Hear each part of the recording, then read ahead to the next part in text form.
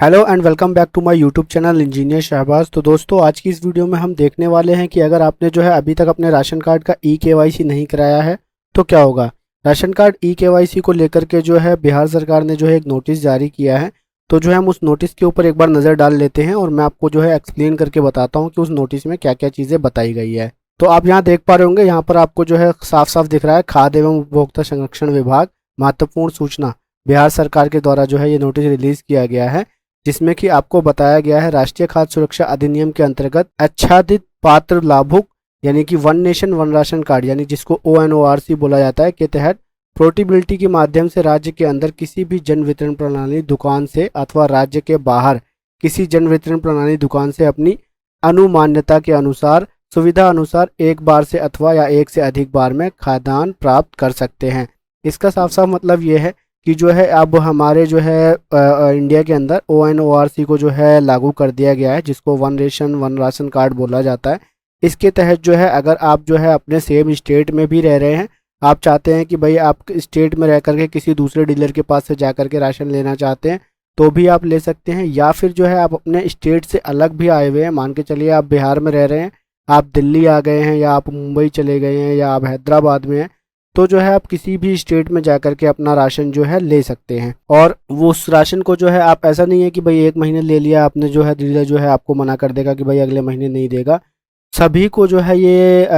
अनुमति दी गई है, सभी को ये आदेश दिया गया है कि भाई कोई भी आपके पास जो है राशन कार्ड होल्डर आता है तो आपको जो है उसको राशन देना होगा, चाहे वो डीलर कहीं का भी हो, किसी राज्य का भी हो और आप जो है किसी भी राज्य से बिलोंग करते हो। और उसके बाद दूसरा जो आपको यहाँ पे पॉइंट दिया गया है उसमें यह है कि खाद्यान्न लेने के पश्चात अपनी रसीद अनिवार्य रूप से ले ले और उसमें अंकित मात्रा की भी जांच अवश्य कर ले। आपको बताया गया है कि जो भी आप जो है राशन लेते हैं तो राशन डीलर के पास से जो है आप जो राशन ले रहे हैं उसकी रिसीट यानी कि उसकी रसीद आप ले लें, क्योंकि ये रसीद आपको इसलिए लेने के लिए कहा गया है। कई बार ऐसा होता है कि जो राशन डीलर होते हैं वो आपको राशन कम देते हैं और रसीद के ऊपर जो है आपकी एग्जैक्ट क्वांटिटी प्रिंट होकर के आती है। यानी अगर आपको जो है 5 किलो चावल या 5 किलो गेहूँ मिलना है तो जो है उसके ऊपर वो चीज़ें लिखी होती है। कई बार ऐसा होता है कि राशन डीलर जो है आपको 3 किलो या 4 किलो ही दे रहे होते हैं। तो इस चीज़ से जो है आप भ्रमित ना रहें। आप जो है अगर एग्जैक्ट क्वांटिटी लेना चाहते हैं तो आप जो है अपना राशन डीलर से रसीद जरूर लें।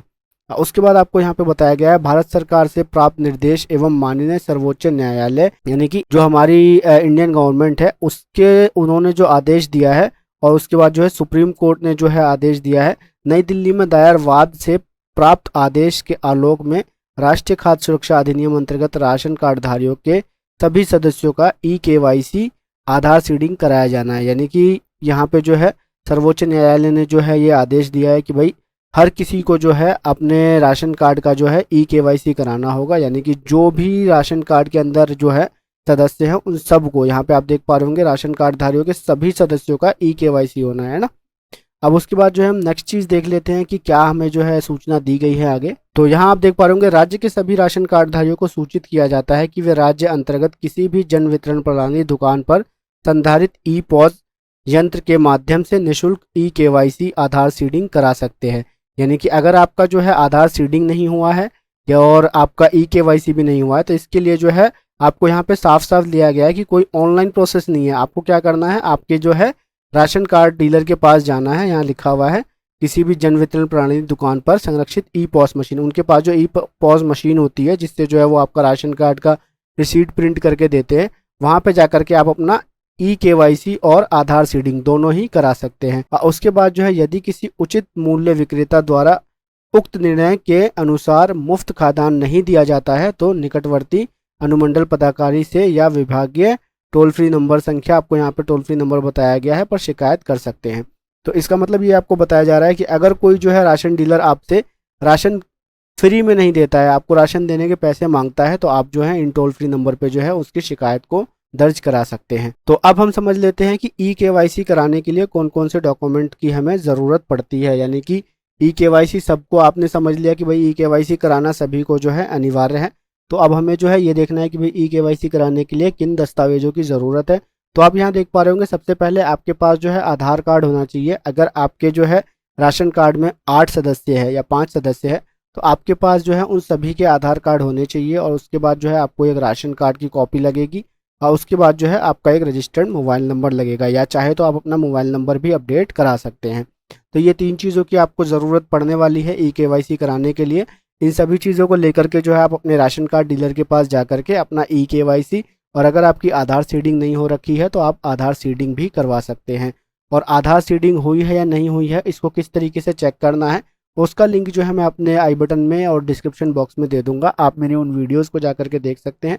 ताकि आप समझ पाए कि भाई आपको जो है सिर्फ ई-केवाईसी करानी है या आधार सीडिंग और ई-केवाईसी दोनों करानी है। तो अब हम देख लेते हैं कि भाई ई-केवाईसी की ज़रूरत क्यों पड़ी, यानी कि ई-केवाईसी क्या है और इसकी ज़रूरत क्यों पड़ी। तो केवाईसी का मतलब होता है नो योर कस्टमर, यानी कि अपने कस्टमर को पहचाने। और उसके बाद जो है यहाँ आप देख पा रहे होंगे कि केवाईसी क्या है, ensuring proper subsidy utilisation. KYC के ज़रिए जो है सरकार जो है ये इंश्योर करना चाहती है कि भाई जो राशन दिया जा रहा है लोगों को उसका सही इस्तेमाल हो सके। उसके बाद जो है प्रिवेंटिंग राशन कार्ड फ्रॉड, दूसरा पॉइंट आपको यहाँ पे ये दिखाया गया है कि भाई राशन कार्ड के जो फ्रॉड हो रहे हैं आजकल, मान के चलो कि किसी लोग का नाम, जैसे राशन कार्ड में 8 लोगों के सदस्य थे और उसमें जो है उनके एक बच्चे का नाम किसी और शहर में जो है किसी ने आधार कार्ड से रजिस्टर्ड करा दिया, तो उसके नाम से तो भाई फ्रॉड हो गया ना, कि भाई वो यहाँ पे राशन नहीं ले पा रहा है, उसके आधार कार्ड का राशन जो है कोई और उठा रहा है। तो इस तरीके की चीज़ें ना हो, इस तरीके की चीज़ों से बचा जा सके,